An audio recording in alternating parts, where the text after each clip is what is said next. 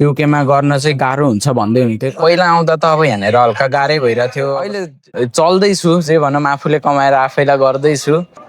नमस्ते, मेरो नाम चाहिँ सरोज गौतम। म चाहिँ नेपाल काठमाडौँबाट। अनि मैले चाहिँ +2 pass out golden gate international कलेजबाट गरेको। Oh, nice.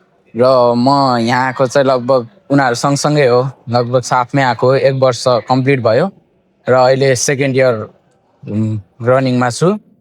अनि अब यहाँ युके आएर चाहिँ पहिला म युके आउँदा चाहिँ 1-2 ठाउँमा गर्दा साथीहरूले या यहाँ कतै यता आउनुहरूले युकेमा गर्न चाहिँ गाह्रो हुन्छ भन्दै हुन्थ्यो। कतिपयले गाह्रो हुन्छ, कतिपयले सजिलो हुन्छ भन्दै हुन्थ्यो।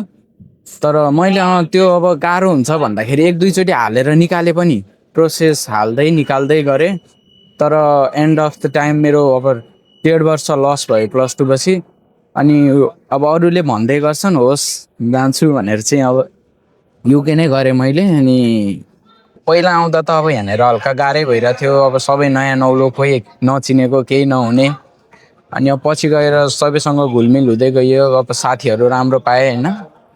अनि अब एउटा काम पनि पाएँ। अब काम पाएपछि मेन भने त अलिक काम पाउन गाह्रो रहेछ, त्यही भएर भन्नुभएको रहेछ। अब काम पनि भयो। अब अहिले चल्दैछु जे भनौँ, आफूले कमाएर आफैलाई गर्दैछु। अब अहिले घरहरू पठाउनु त सकिया छैन पैसा, तर पछि गएर आफ्नो पढाइमा फोकस गर्दैछु। अब यो पढाइसकेपछि चाहिँ केही हुन्छ भन्ने आशा छ। यो आफ्नो लाइफमा कन्टिन्यू जाँदै गर्छु म। त्यो पछि अरू भने टाइमले के गराउँछ त्यो पछि हेरौँला।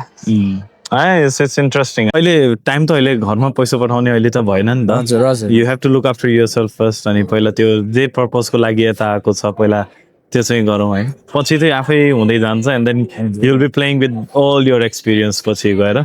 तर अहिलेको लागि it's really good to see how you tackle up everything. Bridge International, bridging education and ambition.